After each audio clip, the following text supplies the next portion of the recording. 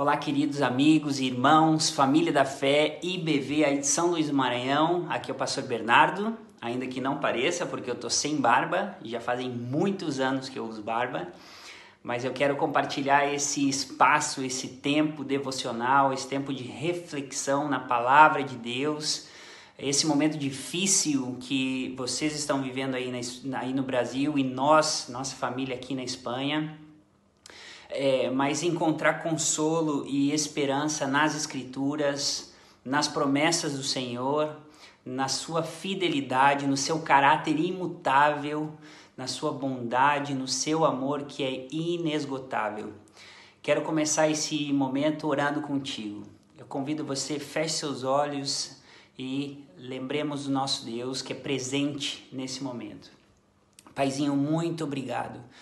Obrigado porque nós podemos nos achegar a Ti confiadamente diante do trono da Sua graça, a fim de encontrar favor, graça, socorro do Senhor em tempo de angústia, em tempo de tribulação, em tempo oportuno, Senhor. E aqui estamos, sabendo do Teu caráter, conhecendo o Teu caráter que é imutável, conhecendo esse Deus que é fiel, que é justo, que é bom, que é Pai, que é amável. É com essa esperança que nós nos achegamos a Ti e confiamos nosso coração e confiamos as nossas preocupações e colocamos tudo aquilo que tem angustiado ou preocupado as nossas mentes e o nosso coração nesse tempo. Queremos render isso diante do Senhor, sabendo que Tu és bom, Senhor, sabendo que Tu nos socorre, sabendo que há esperança e paz quando nos humilhamos, quando nos arrependemos, quando em um encontro contigo desfrutamos da Tua misericórdia que é abundante, Senhor. Obrigado por esse tempo juntos como família.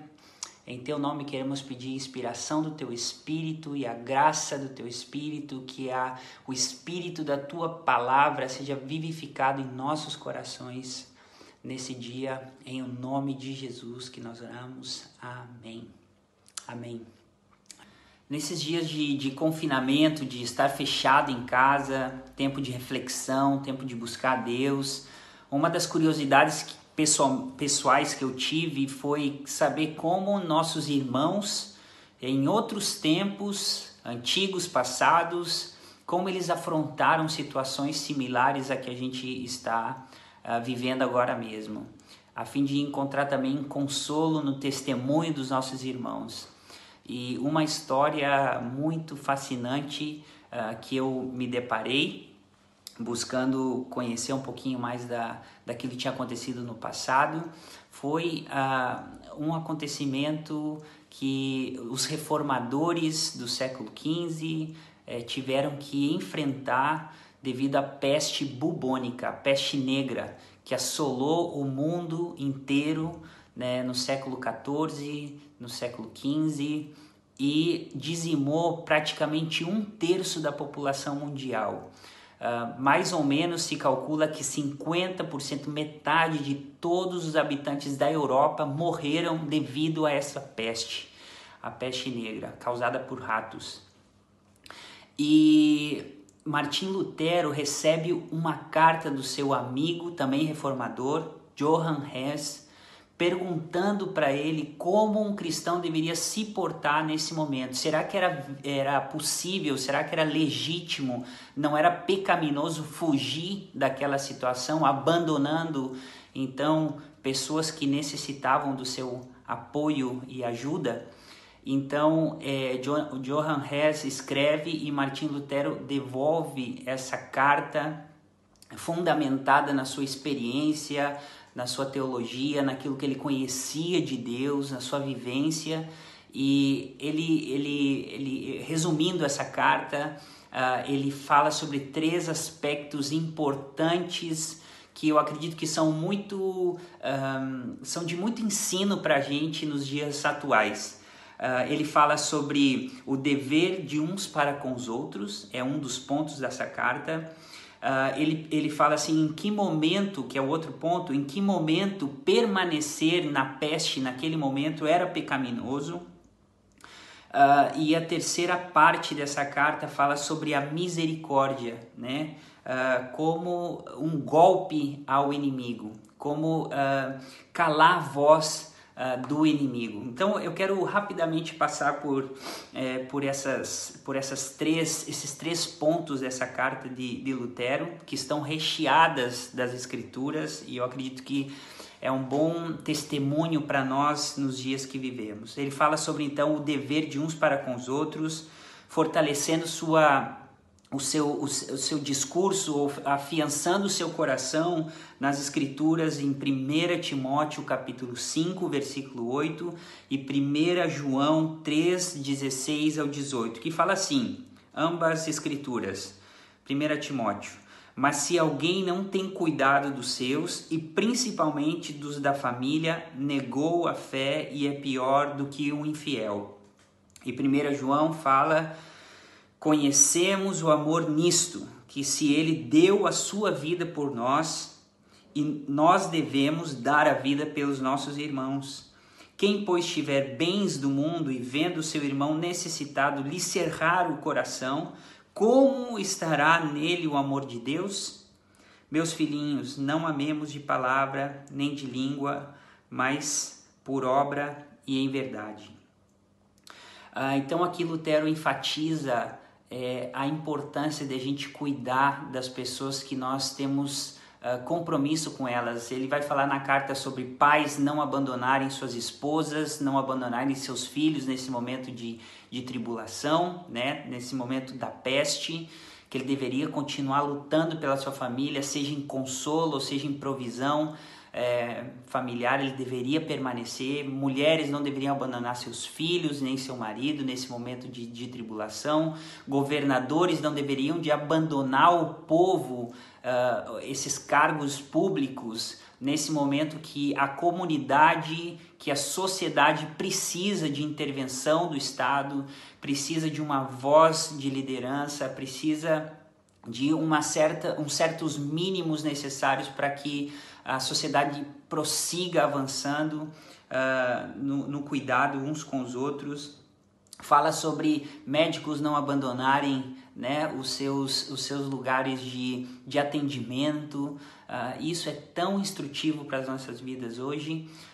O que se está pedindo aqui na Europa é para que a gente não saia de casa, né? Porque sair de casa você aumenta o contágio, piorando a situação das pessoas mais vulneráveis, né? Eu sei que no Brasil agora há uma discussão se deve ficar ou se deve sair, mas eu quero me centrar nessas duas escrituras que Lutero declara da importância de a gente ter cuidado com os da família, da fé, da gente ter compromisso fiel e leal com aquelas pessoas que Deus colocou a nosso cargo, a nossa responsabilidade, e nós devemos buscar sabedoria de Deus em como ser provisão de consolo, de ajuda, de finanças, nesses momentos de angústia que talvez nós estamos passando e que outras pessoas ao nosso entorno estão passando. E isso nos desafia a nossa fé.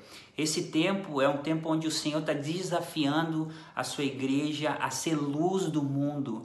Meus amados, não esqueçam disso, pelo amor de Deus.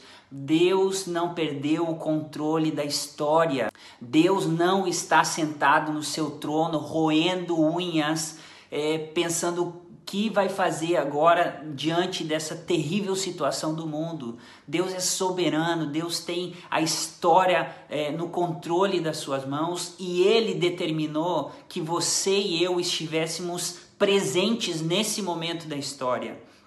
Que eu e você, como igrejas e como igreja do Senhor presentes nesse momento, fôssemos socorro para aqueles que mais necessitam nesse momento. Então, a pergunta que fica no meu coração é que o que eu, como filho de Deus, vou manifestar e vou revelar a esse mundo nesse momento de angústia e tribulação. O segundo ponto dessa carta que então Lutero escreve é: em que momento ficar pode ser pecaminoso. Então existia um pensamento naquele tempo que Deus estava fazendo juízo e justiça com a terra, né? por causa do pecado. Então Deus veio e começou a dizimar muitas vidas e muitas pessoas morreram naquele tempo. Então Lutero ele combate esse pensamento com um novo argumento. Ele fala assim, acaso a fome e a nudez não poderiam ser vistas também como juízo e justiça de Deus sobre a terra? Porque muitas pessoas morrem de fome, muitas pessoas morrem da nudez, por falta de abrigo, por falta de uma casa, por falta de condições mínimas. Mas nem por isso nós vamos nos expor voluntariamente a essa situação. Então Lutero combate esse pensamento dizendo assim, meu irmão, você não tem que correr para a peste, você não tem que correr para a contaminação.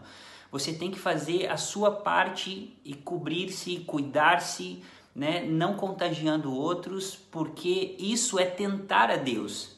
Né? Se você correr para o mal, se você correr para a contaminação, isso suporia que você está tentando a Deus nas suas ações. Então Lutero condena essa ação e chama a razão da igreja, né? Chama a razão da igreja e diz assim, tudo que estiver na minha mão para que eu não seja um difusor, alguém que vai contaminar outros, alguém que vai piorar a situação de outros, alguém que vai colocar em perigo a vida de outros, eu devo me resguardar, eu devo de me proteger, eu devo de ficar. Então isso é um bom pensamento para os dias que estamos vivendo. Não saia se não for de extrema necessidade, né? Se você não for para atender a uma necessidade de um irmão, que é o ponto terceiro dessa carta.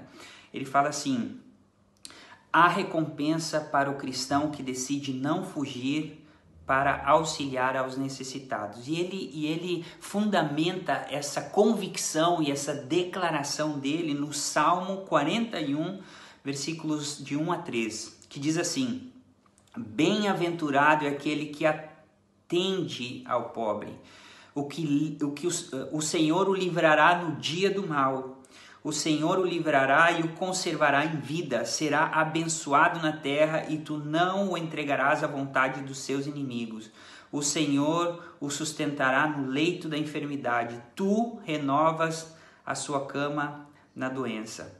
Lutero tinha certeza que Deus cuidaria daqueles que em um ato de amor voluntário desse sua vida em favor do necessitado.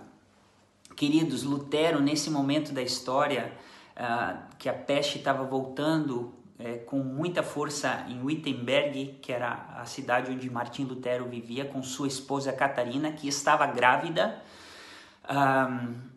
ele abre a casa dele para ser como um lugar de atenção, de atendimento ao necessitado, como um hospital ao enfermo. Então Lutero, aqui nesse momento, ele não foge da responsabilidade pastoral e de buscar a dignidade humana através da vocação e do chamado de Deus para a vida de Lutero.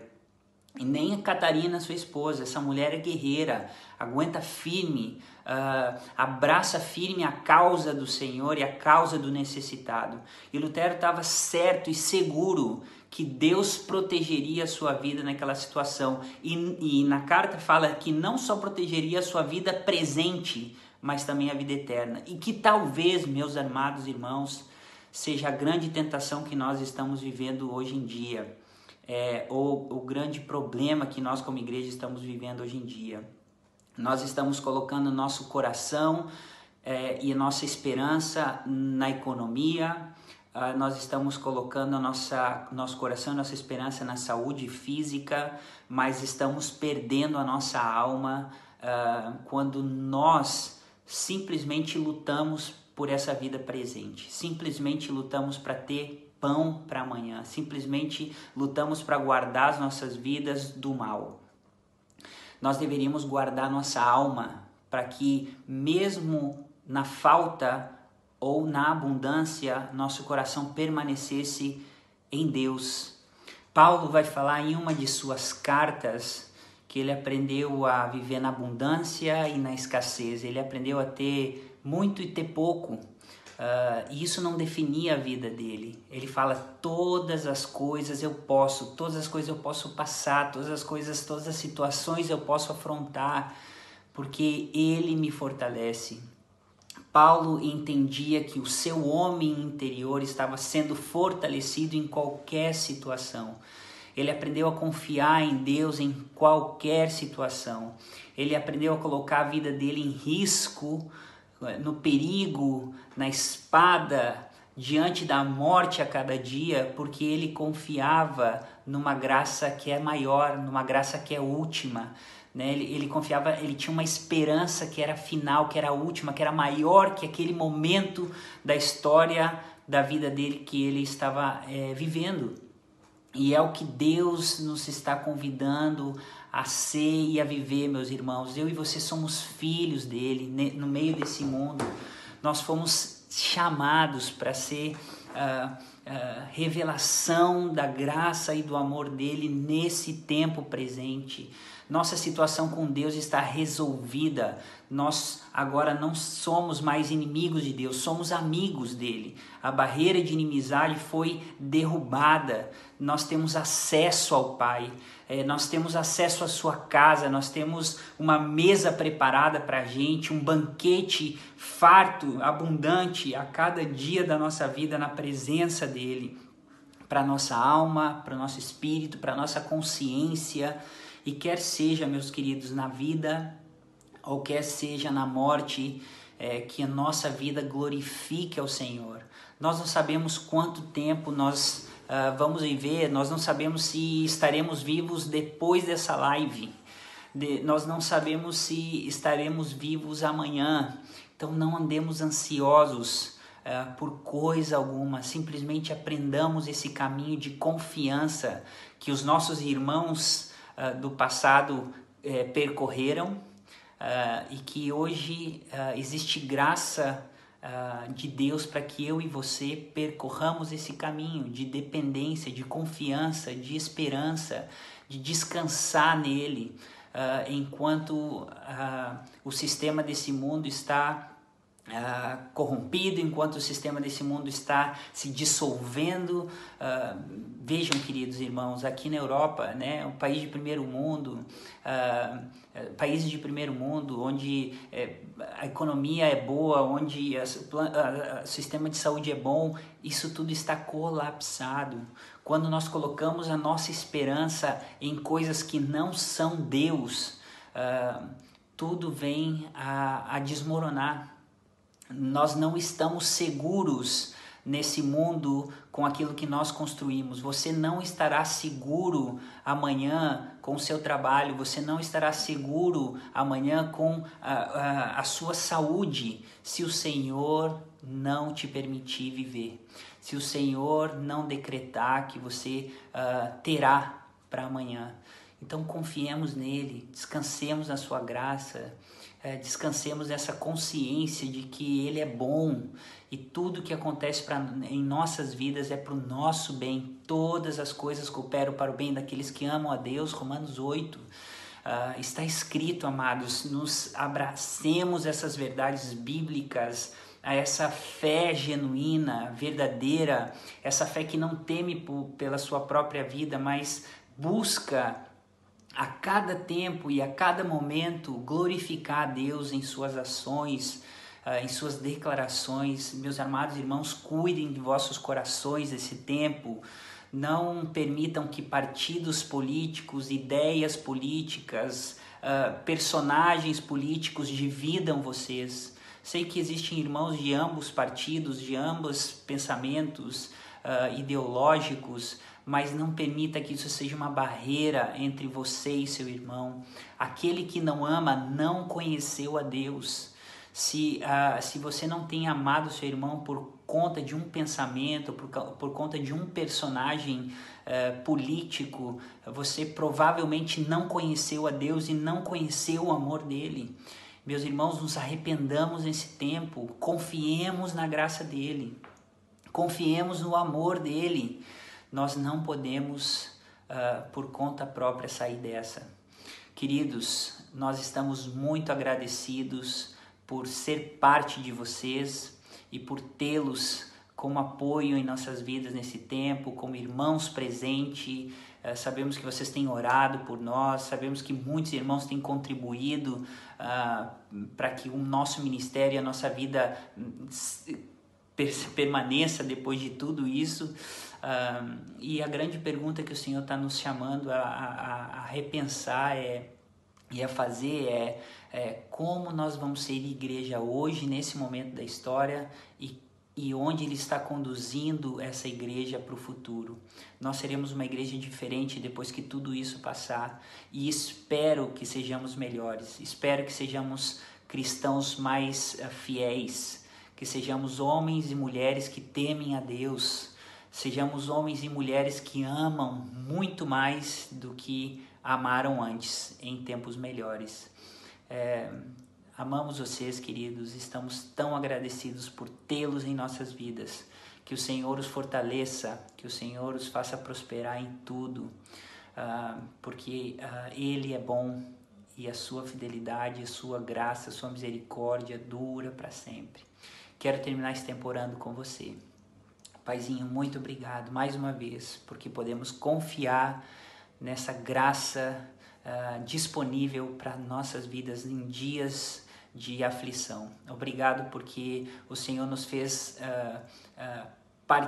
participantes de um corpo e queremos aprender a ser esse corpo que expressa e que manifesta Cristo a essa terra e uns aos outros. Ajuda-nos a cuidar-nos uns dos outros nesse tempo de uma forma mais profunda, mais intensa, mais genuína, mais verdadeira, Senhor, que nossas relações sejam aperfeiçoadas nesse tempo, que o desejo de fazer o bem uns aos outros aumente em nossos corações, que nos conduza a esse lugar de humilhação e de arrependimento nesse tempo, para que todas as coisas que não refletem e não traduzem o Teu amor em nossas vidas possam ser abandonadas, possam ser tiradas da nossa vida, Senhor, e possamos ser homens e mulheres segundo o Teu coração. Obrigado pela família IBV, Senhor. Guarda esse povo baixo Teu amor, debaixo das Tuas mãos, debaixo das Tuas asas, que eles possam sentir essa proteção graciosa do Senhor na mente, no coração e na vida deles. Em nome de Jesus. Amém. Amados, amamos vocês. Um beijo grande. Deus abençoe.